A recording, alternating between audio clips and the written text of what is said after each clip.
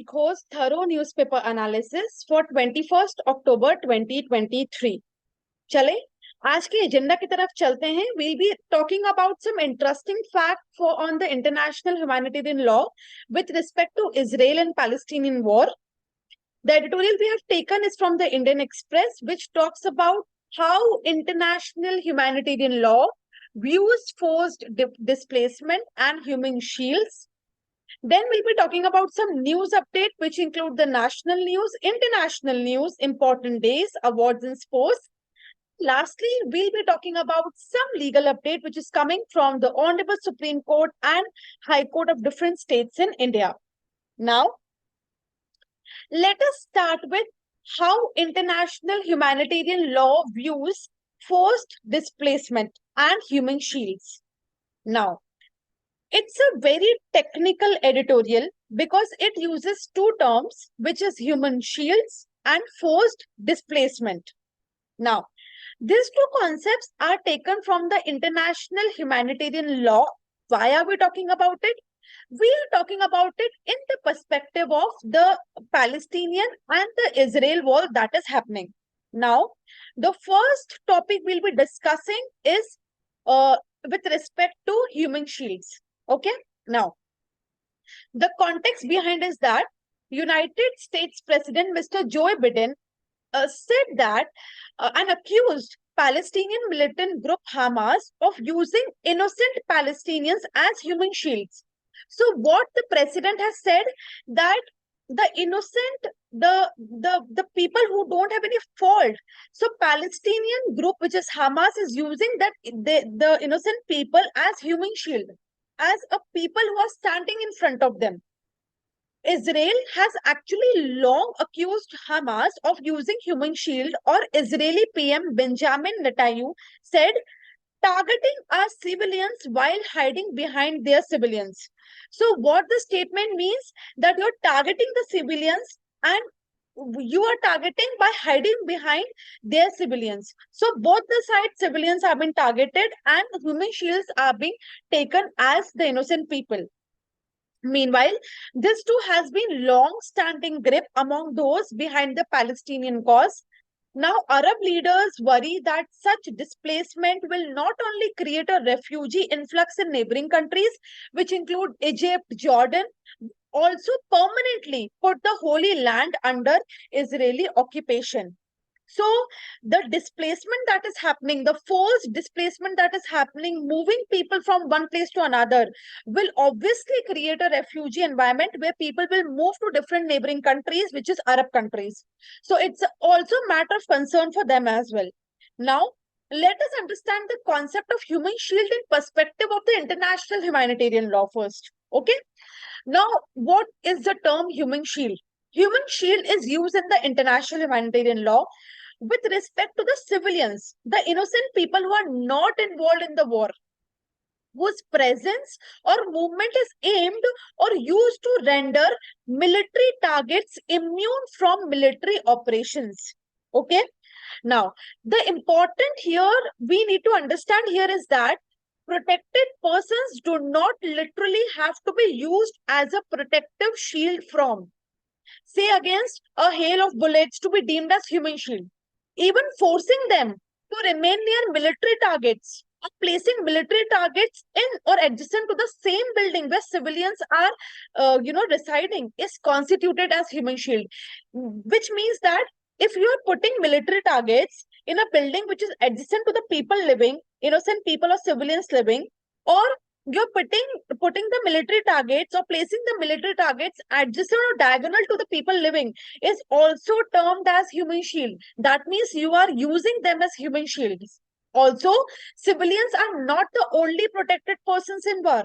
Okay, so the Geneva Convention also and the international humanitarian law also protects Sikh, wounded and shipwrecked not taking part in hostilities, prisoners of war and other detained persons in addition to civilians and civilian objects. So what Geneva Convention and international humanitarian law states that that only protected persons are not included, or the civilians are not included in human shield. If you're using sick person or any wounded person, they will also be termed as human shields. Now, what does the international humanitarian law view human shield as? The human shield, if you're using somebody as human shield, then it is considered as crime and is banned under Rule 97 of the International Humanitarian Law. It is highly looked down upon practice. At the same time, it is also prohibited to target, attack human shield. So if some civilian is termed as human shield, it is also highly recommended that the prohibition is there not to attack or target them.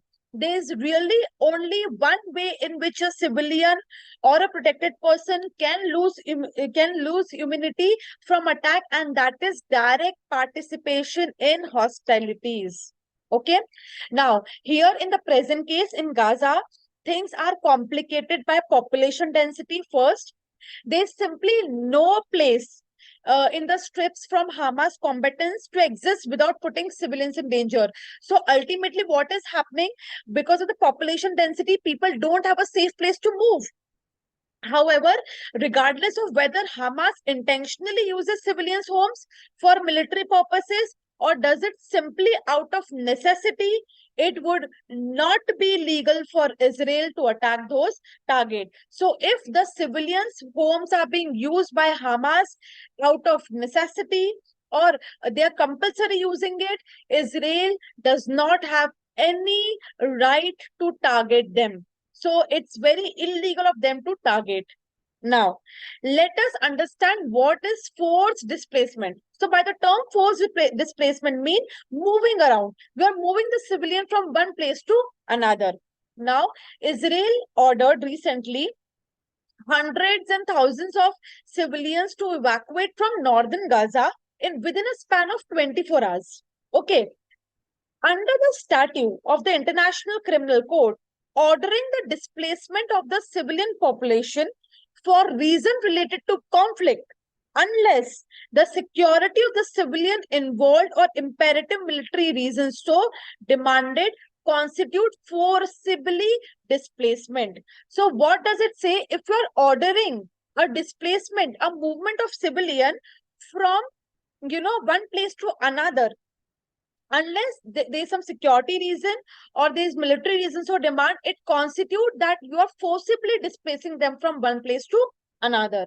Now, International Committee of Red Cross and Norwegian Refugee of Council described the order to forcibly transfer civilian as unlawful. It has a logic behind it. Why they term this displacement as unlawful? First, the Indian military demanded 1.2 million civilians. So it's a huge number that you want 1.2 million people to move from northern Gaza to southern within a span of 24 hours. So in that short span of period, you want 1.2 million people to shift from northern Gaza to southern Gaza. So it is practically impossible. Another, there is no safe place. So the Refugee Council and the International Committee of Red Cross has termed this displacement as forcible. Now, while warning civilians and non-combatants of legitimate military operations that may endanger them, in fact, deemed necessary as far as possible, it is illegal to threaten people to leave. A threat is very different. A threat is when you inform the civilian population that you're about to launch unlawful attack, indiscriminate attack that don't take precautions or which are disproportionate. So this is very different. It is very different and it would be termed as threat. Moreover, the phrase absent of any guarantees of safety or return is crucial here. So Professor Dill put it this way: the difference between evacuation and the forced transfer dependent on whether the act would actually benefit the security or civilians or not. So these are the two terms that are happening in the present war situation. One is the forceful displacement or transfer, and second is using civilians as a human shield when you are military targeting, you're targeting, or you're in the war crime. So this, the rights of the civilians, the protection of the civilians is utmost important. So I hope the two terms is absolutely clear to you on this note. Now, moving on to the national news of the day, India among most India among world most worst countries to work remotely. So remotely working culture is not that precedent in India, and it has been a long due that we are waiting for the companies to work remotely. So the global remote work index ranks India at 64, making a significant drop of 15 places from previous year. So the top 10 countries for remote work are Denmark, Netherlands, Germany, Spain, Sweden, Portugal, Estonia, Lithuania, Ireland, and Slovakia. So these are generally European and Scandinavian countries which are offering remote work. Now, what is India position on this? So India ranks 49th spot in the global remote work index, lagging due to poor performance across all dimensions like digital and physical infrastructure, social safety.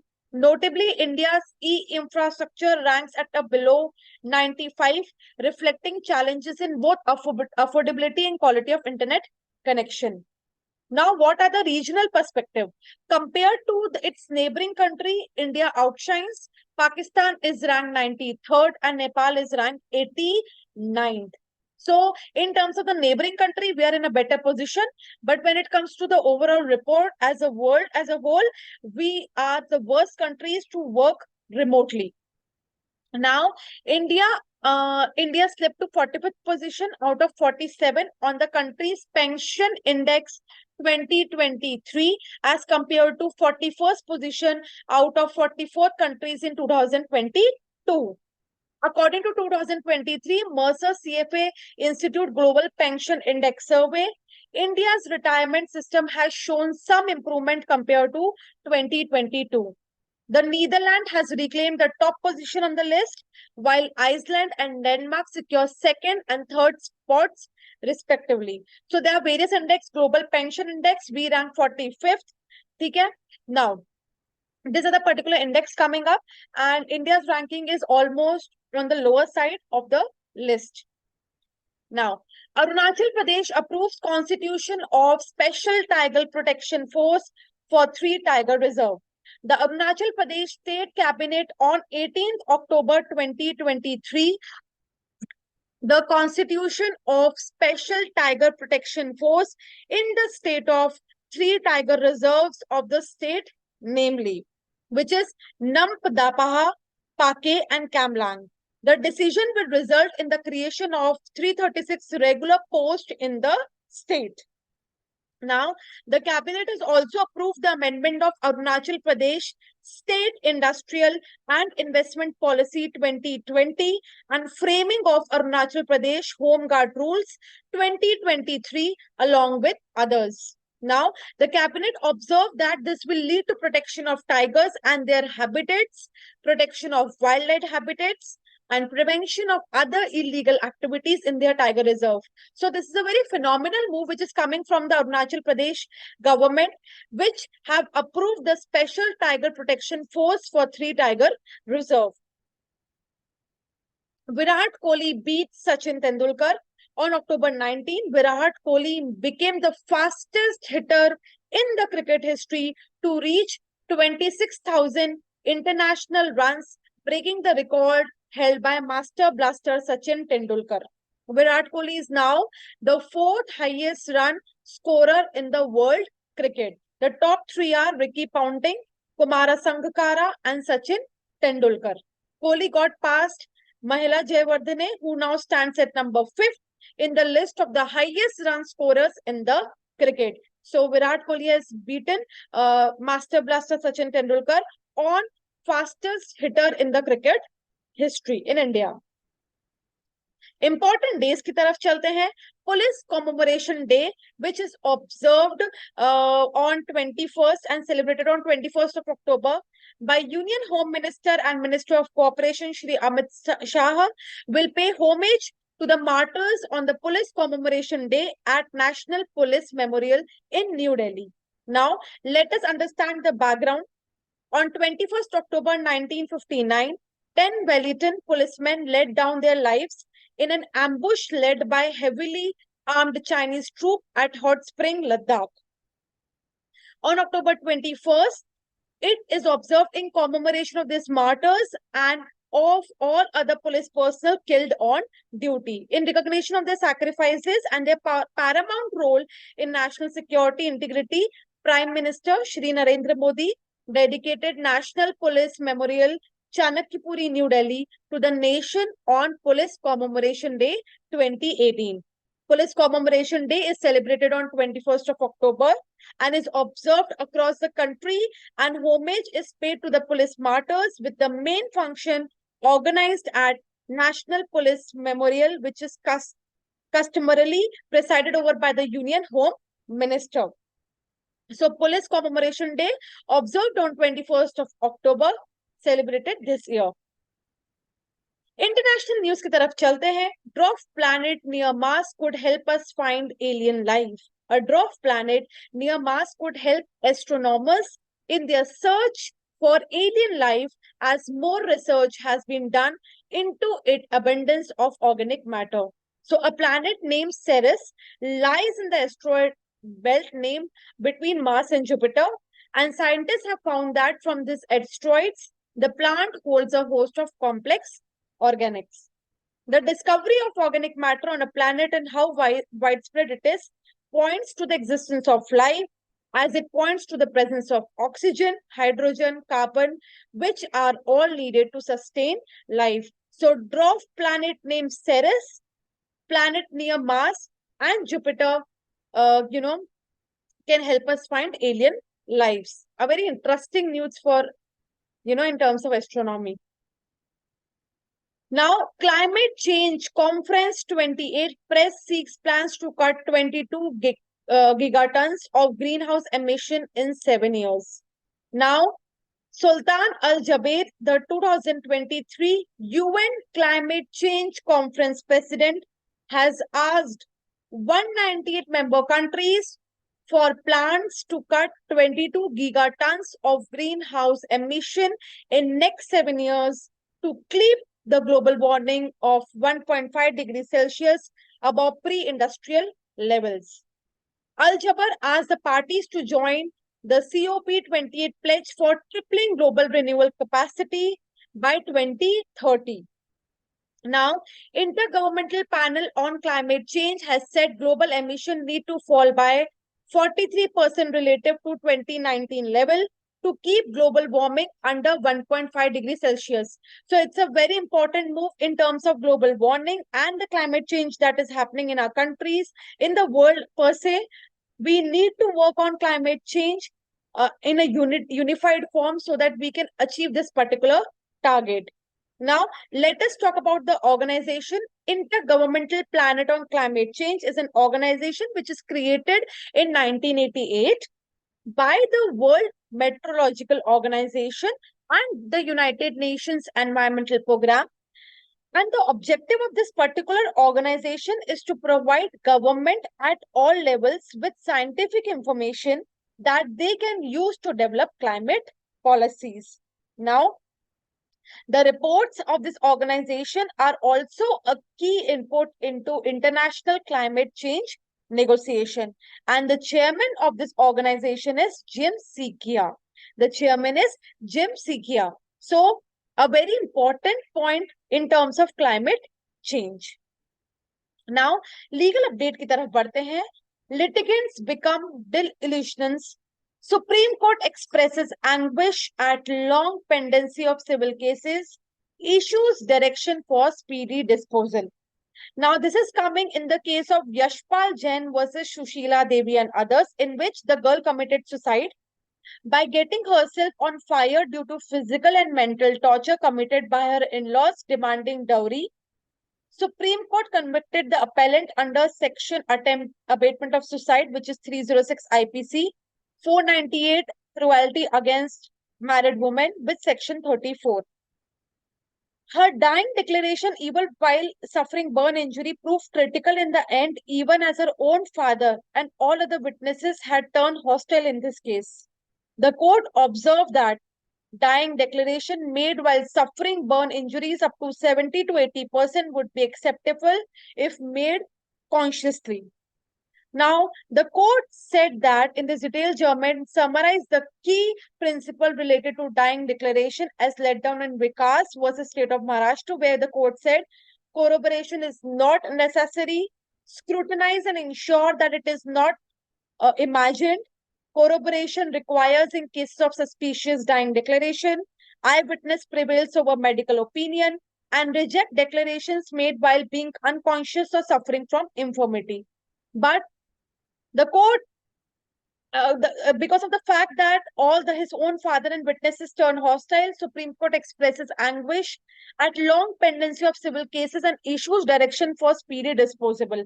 But this particular case is also important in perspective of the dying declaration. So keep the note of this particular case that it has issued guidelines in terms of the credibility of the dying declaration. And it's a Supreme Court judgment. Now, conviction under Section 498 IPC can be upheld despite acquittal under Section 304B IPC.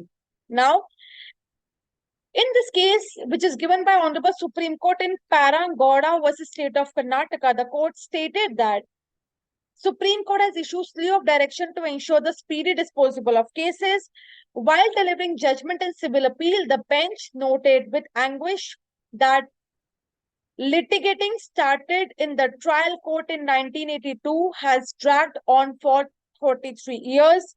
The bench said that it has noted countrywide statistics of pendency from the National Judicial Data Grid and said that joint efforts are needed from the bar and the bench to address the issues. Guys, I guess we did a very human error. The heading of this particular slide was of the previous slide, and for the previous slide, the heading was of this slide. So please interchange the headings. It's a human error that has been done from our side. This particular case relates to the anguish due to the long pendency of civil cases, and the court demands, speedy disposable cases. The court said Justice Kumar further added that a total of 11 directions have been issued.